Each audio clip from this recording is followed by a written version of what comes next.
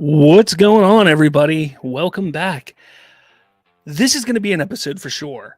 We got some big news today, just offhand, about Restore the Snyderverse and sell Snyderverse to Netflix.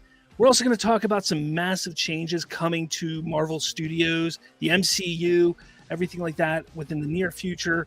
We have to talk about that as well, because I don't think people realize what's been going on over at Disney lately. We also have some things that we're going to talk about when it comes to AMC theaters. So sit back, relax, get excited. I think this is going to be a fun show, and I hope you all join in on the discussion. This is Bridging the Geekdoms.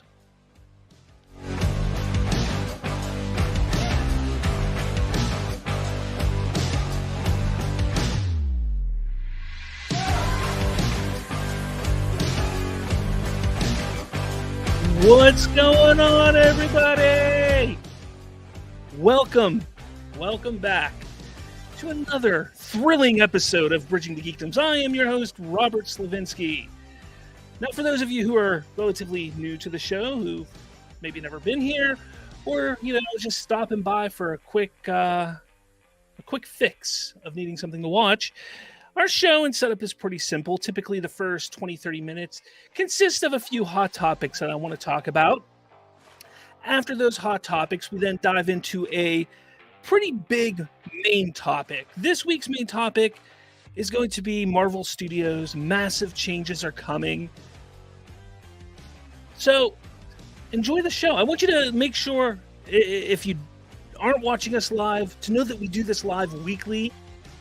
Over on our YouTube channel, you can find us there. You can also find us on all the podcatching apps. But specifically on YouTube, make sure you hit that like button, hit subscribe, hit the little notification bell so you know when another show is coming up. I tell you what, this is the first time I added music in the beginning of the show in a long time. And I think it adds a lot. It gets me pumped up. I get all excited whenever I hear it and it's playing. I think it's pretty cool. Let me know what you guys think about the music in the beginning. I liked it. All right, so let's get into this here. Okay, so not even, what was it? Yeah, about 2 hours ago. 2 hours ago, this hit Twitter. And I didn't believe it. I saw somebody else retweet this, and it was a screenshot. It wasn't even a retweet. Somebody took a screenshot of this and threw it out there. And I didn't believe it was real, because it's so easy to manipulate screenshots, especially when it comes to Twitter. And I've been fooled in the past. And they tweeted this out, and I was like, if only that was real. If only that wasn't fake.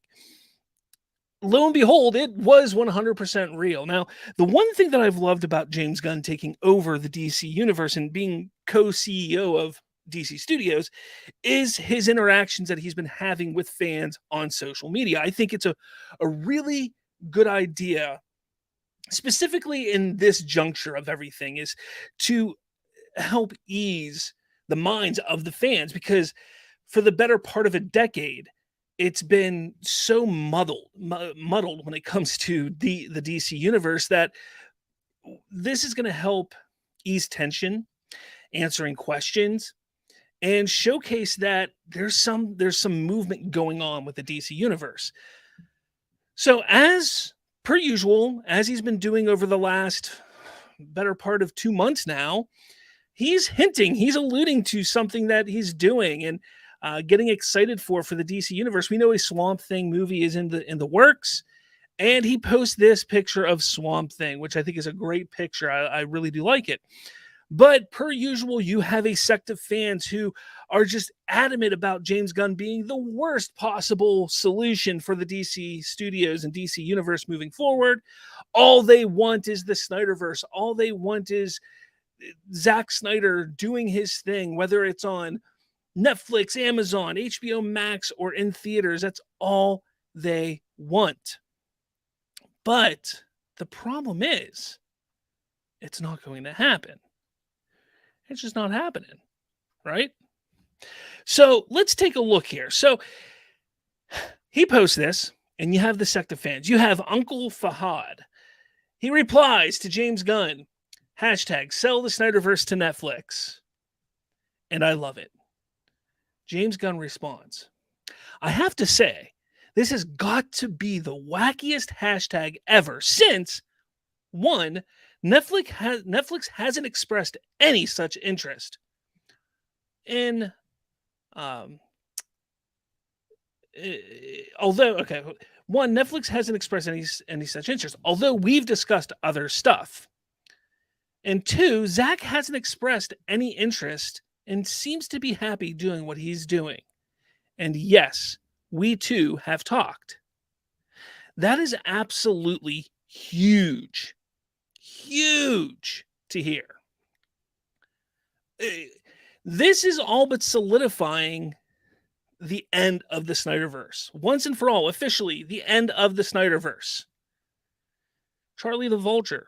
Now, obviously, he got hundreds of replies to that. But the one that stuck out on Twitter was Charlie Vulture. And he goes, "What y'all talk about?" And James Gunn says he contacted me, talking about Zack Snyder. He contacted me to express his support about my choices. He's a great guy. Again, he seems really happy with the massive world building he's doing now.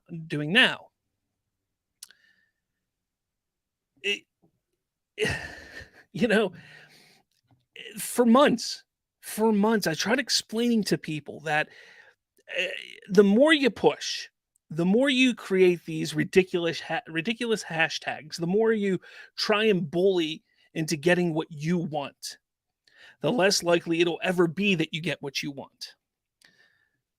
The Release the Snyder Cut campaign was successful only because of HBO Max's release, only because of the pandemic. The Restore the Snyderverse campaign, I will say, had a chance in 2021, from May 21st, 2021, the day after Zach announced the Snyder Cut coming out, I would say until the release, shortly thereafter the release of the Snyder Cut in 2021, I would say that there was a chance for us to see a restoration and continuation of the Snyderverse. However, things changed drastically over the last couple years. Mainly the fans. The fans are a big reason why I would say it's never going to happen. And I've said this multiple times. It's nothing new that I haven't been willing to say before. And you can all go ahead and yell at me and say all you want and everything. I get it. Okay. I get it. It's not fair. You want the Snyderverse. I would love to see it continued as well. But here's the thing. James Gunn has come out and he's officially put it to bed. First off, the Netflix thing. How many people on Twitter, on social media, on these scoopers have you seen trying to push this narrative, this idea that, oh, Netflix is interested, Netflix is asking about it, Netflix is going to do this, Netflix is going to do that? That's just not the case. It's not the case. James Gunn says Netflix has shown no interest. That puts it to bed. The one little area, though, that is a little interesting that I think he shouldn't have said was this part here, although we've discussed other stuff. And I think people are going to misread that. I have to say this has got to be the wackiest hashtag ever, since one, Netflix hasn't expressed any such interest, although we've discussed other stuff.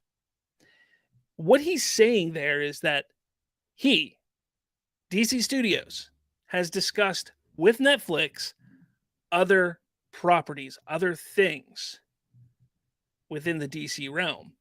Don't forget, Sandman is going on right now over at Netflix. That is a DC property. That could be what he's talking about, that they've discussed Sandman. There could be other things that they've discussed, but the Snyderverse continuation is not one of them. Again, I get it. You all want the Snyderverse. I would love to see the Snyderverse continue, but it's not going to happen right now. It's not. And then it comes to Twitter. I mean, you see all these people now saying hashtag sell ZSJL to Netflix. Why? Because even the haters want to see how it all ends. Laughy emoji, restore the Snyderverse. What haters?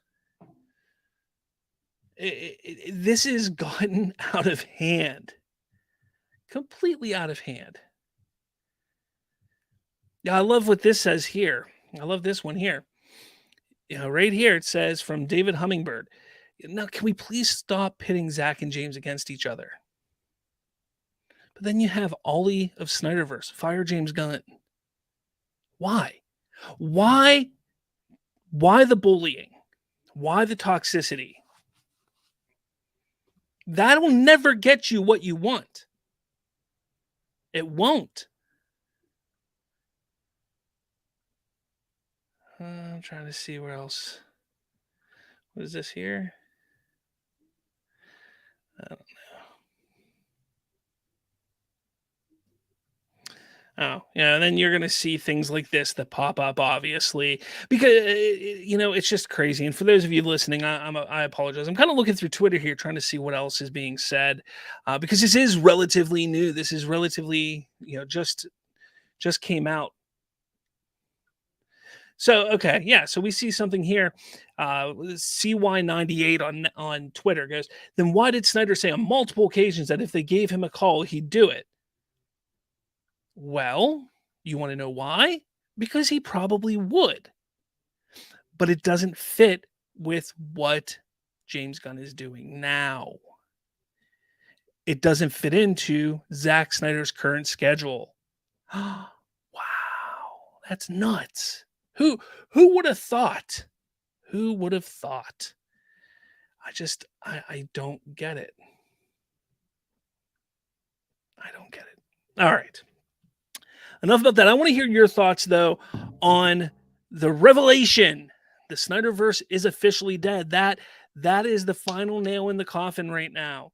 Not saying that it couldn't come up in, say, 5 years from now or 4 years from now. I'm sure that there's a possibility down the line that it could come up in animation or graphic novel or something like that. But as it stands, there's going to be no Snyderverse being sold to Netflix. Again, that makes no sense. It doesn't make sense financially from either side, from Netflix or from Warner Brothers DC. It makes no financial sense. None.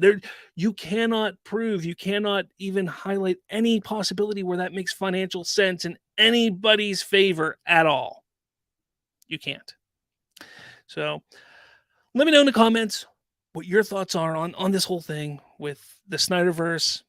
If you're a Snyderverse fan, I want to hear from you specifically, only because how do you feel right now? I want to know how you feel about this officially being it. It's done. Are you going to move on? Are you willing to move on? Let us know in the comments below.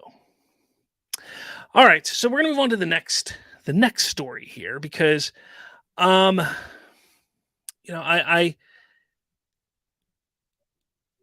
very concerned about this here. AMC theaters to change movie ticket prices based on seat location. Not because I think it's a bad thing, because I don't. I don't think it's a bad thing at all. I actually think it makes sense. Because they're not raising the ticket prices all around. I'm somebody who actually likes sitting in an aisle seat towards the top of the theater. I know there's people that love sitting in the middle, and that's where the prices are going to be a little more. But it says that your next visit to AMC theaters, getting a prime seat may cost you a little extra. The country's largest exhibition chain is rolling out Sightline at AMC, a ticket pricing initiative based on seat location within the auditorium. Let's see. Similar to music concerts, sporting events, or Broadway, moviegoers will have the option to pay more or less for admission depending on where they choose to sit in the venue. In effect, front row seats will be available at a lower price, while seats in the middle of the theater will be available at a higher price. The initiative kicks off on Friday at select locations in New York, Chicago, Kansas City, and will be expanded to all domestic AMC locations by the end of the year. So it doesn't really affect me yet, which is okay. I mean, I know it's coming. I appreciate that they are telling us this, but I don't. There's a lot of people freaking out, and that's what I'm worried about, because they're not understanding. They're not getting it that this actually is a smart move by AMC. Let's not forget that the pandemic destroyed theater chains. You take a look at Regal and all the theater chains and all the theaters that they've had to close because of the pandemic. Yeah, we did have that little fiasco when it comes to um when it came to the stock market in AMC. That little fiasco was pretty interesting. It did bump up AMC stock a good bit, which really helped them and I think saved them from the pandemic. But here's the thing. People still aren't going to the movies like they used to. Especially when you talk about films, lower budget films or non-blockbuster films, non-superhero films, non-James Cameron Avatar films. They're not going like they used to. And between studios and theaters, they need to find a way to make a little bit more money. I know over in like the West Coast, ticket prices are crazy. I think they're like 14, 15 bucks a ticket to begin with. And you figure that's probably going to go up to probably $20 for prime seating. Somewhere around here, like where I go, tickets range on a normal basis about $7.50 a ticket. I've noticed over the years it's kind of changed a little bit to like the weekends are like $9 a ticket. So that's we're looking at probably $12 for prime seating, and where I go. But that doesn't bother me. Not because I don't use prime seating. I have, and sometimes I do. But it's more so that I want to see these theaters survive. I want to see them stick around. I don't want them to go away. Some of my favorite memories as a geek, as a nerd, has been going to the theater with my friends and experiencing film for the first time. I always go back to Revenge of the Sith. My favorite movie going experience of all time was seeing that at midnight in the theater. It was fantastic. The theater was a dump that I was at. It was a terrible theater. But the fans, all of us there experiencing that movie, which we all thought was the finale, the final Star Wars film ever. It was amazing. It was a lot of fun. And I'd hate for people to not get to experience that type of excitement and joy. There's no doubt that movies cost too much to make. No doubt. Especially when it comes to these higher budget superhero films, the ones that we all love going and seeing. But I think studios are starting to catch up on exactly what they need to do. They're starting to realize that some of these lower budget films, especially horror, if you put that at the right amount, you could see huge profits off of those. And I think you're going to start seeing movie studios do a lot more of that and having less of these big blockbusters.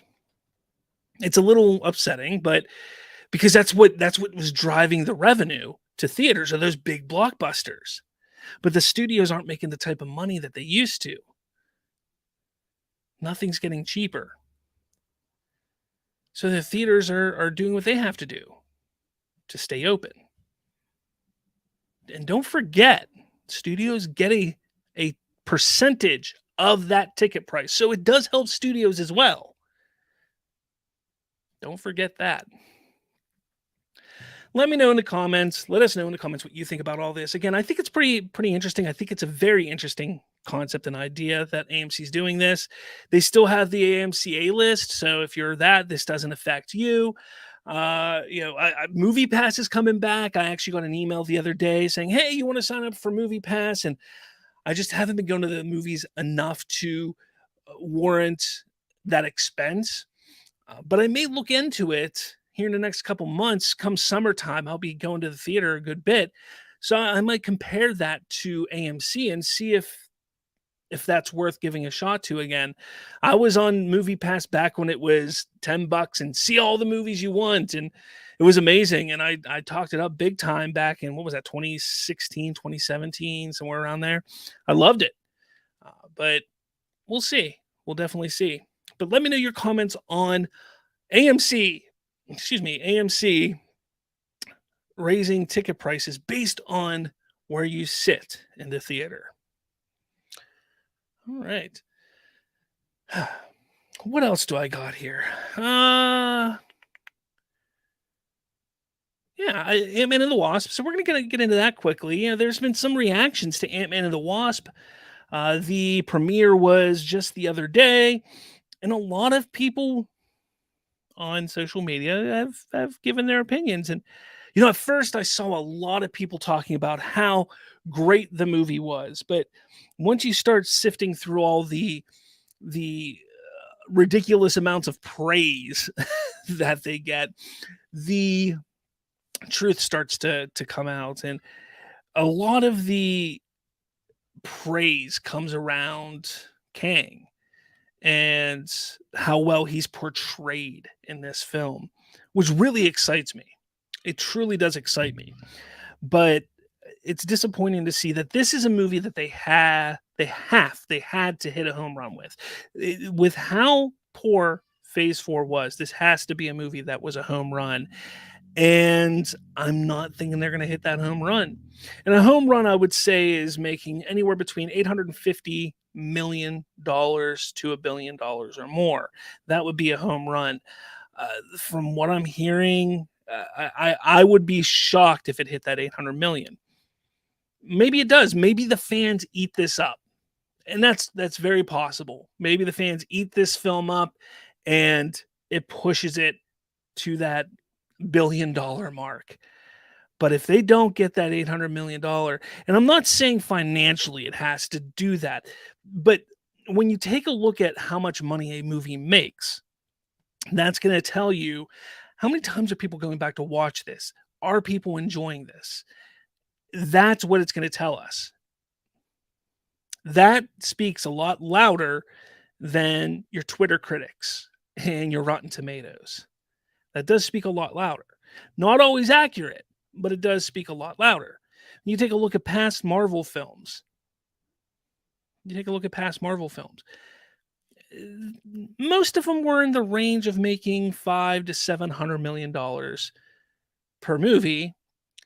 It was the big Avenger films. It was the big ones that made that $1 billion. Well, guess what? They've been touting this as one of those big ones. And if it can't make that money, what does that say about what's going on at Marvel? And this is going to take us right into our main topic here, because there are, without a doubt, massive changes coming to the Marvel Cinematic Universe. And no, I'm not talking simply the changing of release dates, because I get it. This title can be a little deceiving as clickbaity. But with Ant-Man and the Wasp: Quantumania releasing in just a week, there's going to be a large shift in the Marvel Universe. Not just from a release standpoint, but also from a universal standpoint, from a franchise standpoint of what's going on within the story. And I think that's important for a lot of people to understand. But let's take a look. Let's take a look at some things going on right now that can affect it from a release standpoint. And now that Bob Iger is back as CEO of Disney, which is absolutely amazing. Bob Chapek did a terrible job doing that. But we're going to be seeing a lot of changes take place with the Disney brand. Ticket prices are changing, and in my opinion, for the better, such as at their parks. Their ticket pricing is changing at their parks because of Bob Iger. The studio and department heads are being held accountable. They're being held responsible adequately. And probably the biggest change that we're seeing is worrying about quality over quantity. And that's when it comes to television and movie projects.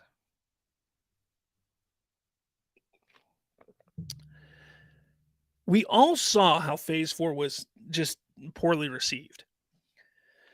Whether it was the terrible VFX or the horrendous woke storytelling and a focus on, like I said, quantity over quality. But and don't get me wrong, there were absolutely some gems. I am a huge fan of Shang-Chi. I loved Shang-Chi. It was one of my favorite movies a couple years ago. I even enjoyed Eternals. I loved Miss Marvel. I thought Miss Marvel was really good. So yeah, there were some gems, but overall Phase 4 was a complete disaster. Complete disaster. It was a mess. So, middle of last year, I think it was what D23, we had our first look at the Phase 5 lineup. And it gave us a hint and a taste of what will be popping up in Phase 6 and Phase 5. And with that, a tentative release schedule, most of which has already begun being shifted, such as Deadpool 3 moving from September 2024 to November, and Fantastic Four from February 2025 to November 2025, and Secret Wars has moved from November 2025 to May 2026. Those are just some of the changes that have been made, and Blade as well has moved. But from a movie standpoint, they're going to have to make changes for those release date changes to make sense, right? I mean, you would think. I think that's how it's going to go. When I really think about it, though, I keep saying they focused too much on quantity over quality, and that was the big problem when it came to Phase 4. Was the quality of the product wasn't good, from storytelling, from VFX, from agenda pushing, all of that crap. It really hurt the brand. It did. And you want to know how we know it hurt the brand? Do you want to know how? I'll show you. Disney Plus drops 2.4 million subscribers. 2.4 million subscribers. Disney Plus, this is coming from Variety, lost a net 2.4 million subscribers in the last 3 months of 2022. That's marking the streaming service's first decline since launching in 2019. While the Mouse House's quarterly earnings topped Wall Street's estimates thanks to a surge in revenue at Disney theme parks. The results are Bob Iger's first back in the CEO role. Zoe, shush. Zoe, lay down. Zoe, lay down. Sorry. So overall, Disney posted revenue of $23.51 billion, up 8%, and adjusted earnings per share 99 cents. The beat analysis, we don't need to talk about all that. But we're seeing that Disney Plus, which was the home of a lot of Marvel content over the last couple years, isn't holding people's attention, isn't keeping people there. And because of that, Iger has announced that Disney will be eliminating 7,000 jobs, affecting 3.2% of its global workforce. And it's going to reduce costs by $5.5 billion.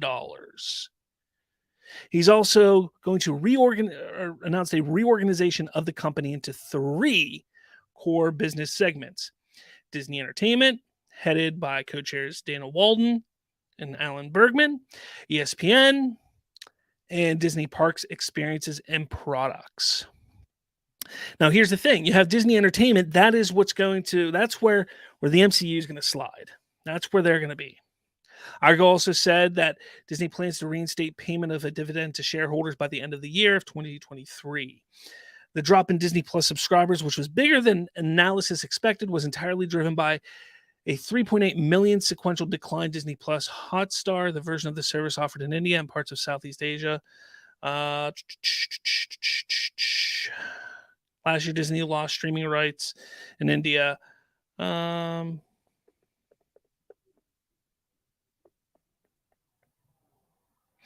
So, yeah, I mean, besides that, losing rights in India definitely didn't help, for sure. I know that there was something on here about... Oh, here we go. Disney's TV networks revenue dropped 5% to $7.3 billion. Disney is losing money right now. The only place that they didn't lose money was theme parks. There was a surge there, but that's because post-pandemic, people wanted to get the hell out. They wanted to go have fun for the first time in 2 years.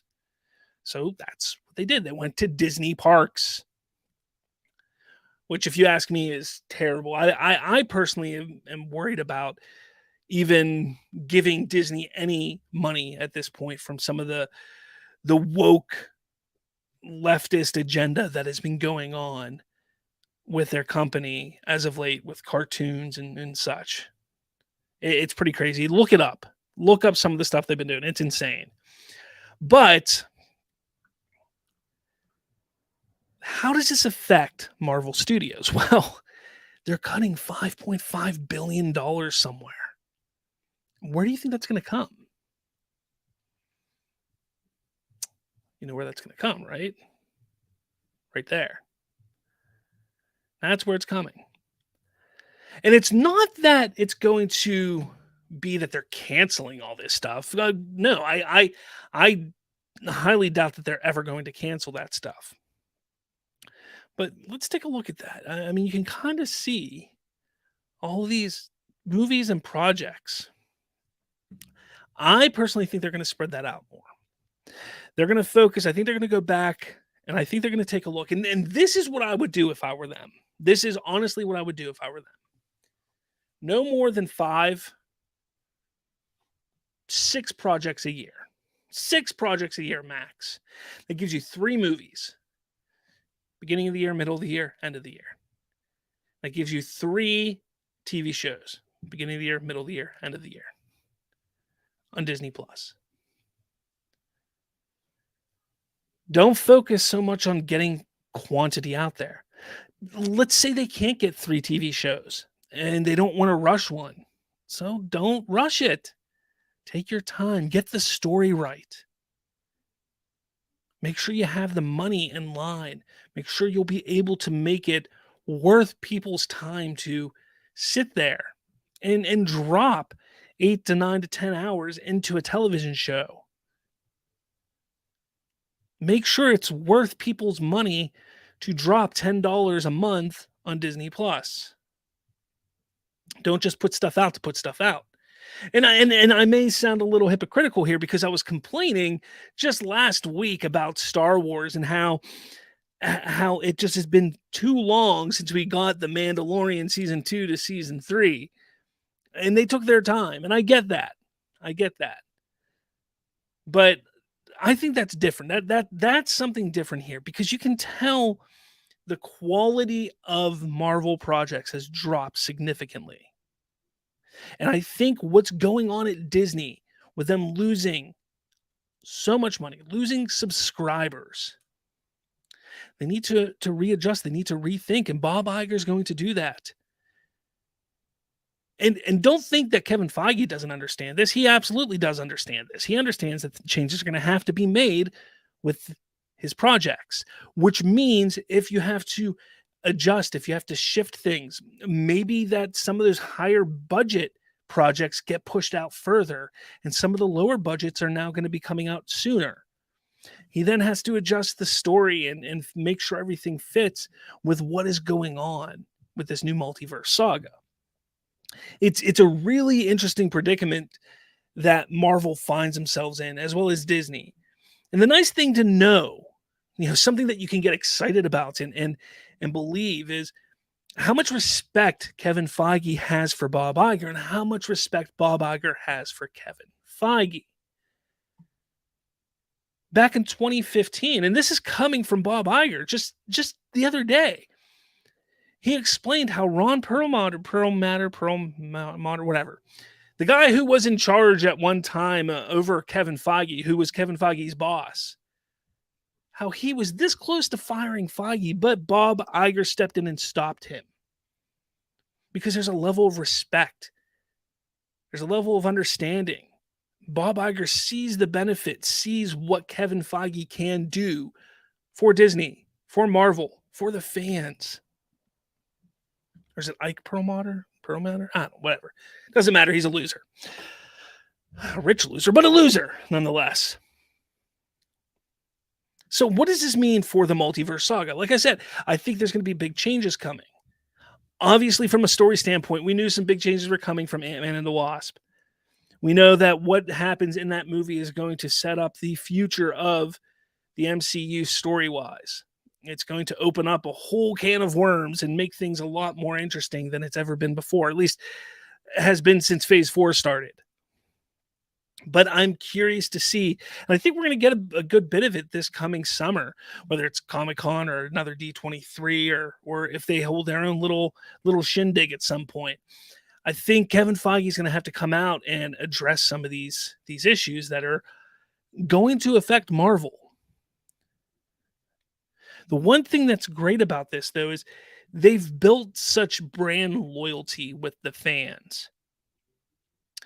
You can sit down and you can count on your hands how many times there's been issues and setbacks with the Marvel Cinematic Universe over the course of the last 14 years. That's pretty damn good. Over 14 years, what, 40 something projects, and you can count on your hands how many times that they've had to come out and directly tell the fans that there's something that's changing, things are moving around. That's impressive. What Kevin Feige has done with that brand, of that studio, is absolutely impressive. I give him so much credit. Despite, I haven't liked Phase 4. Hell, I just watched Wakanda Forever the other day, and it was a fucking bore fest. And my fiance, my son, even my 2 girls were watching. Now, my one girl, she is obsessed with Black Panther right now. That first movie she was watching on repeat. She's got Black Panther costumes. She's got action figures. She loves Black Panther right now. And that movie was not for her. And look, I get it. They wanted to honor and celebrate the life of Chadwick Boseman in some form or fashion. But that movie, the fact that you don't see any real action, it's almost a 3-hour long movie, and you don't see any action for like an hour and 15 minutes. And then after that, it's another hour until you see any action. That's ridiculous. And the story could have been tightened up. They could have removed almost an entire hour of that movie.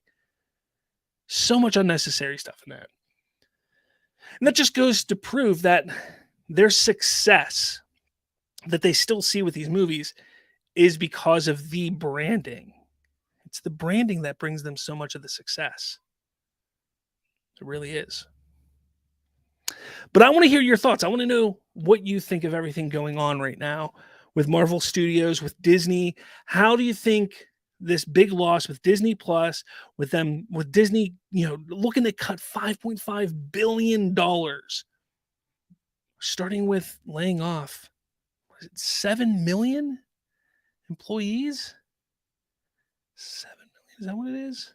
I mean, 7,000. Sorry, 7,000 jobs. Still, 7,000 jobs is a lot of freaking jobs. I don't know why I thought 7 million. That's almost, 7,000 jobs is a lot of freaking jobs.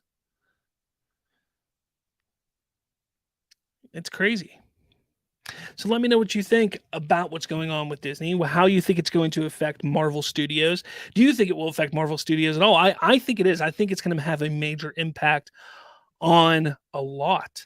I think they're going to have to go back to the drawing board a bit and adjust their story. I think they're going to be spreading out these projects. We're not going to see 20 projects in 3 years like we did between 2020 and now. We're going to see, probably in 3 years, we'll probably see 11, 12 projects in 3 years. And that's the way it should be. That's how it should be. I get that Disney Plus was a big push for Disney, and they wanted to get content out, but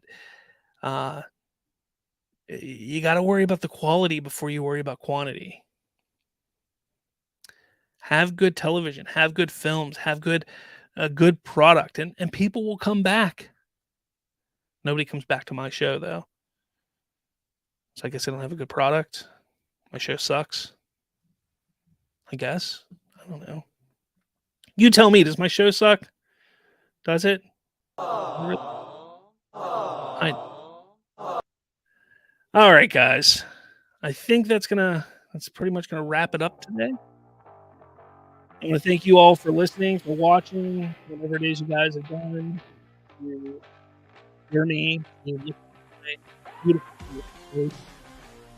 Hopefully next week we'll have either and join us. They're my two co-hosts that have jobs that work for a living, and it's a struggle bus to get all three of us together sometimes, or even two of us. It's not easy.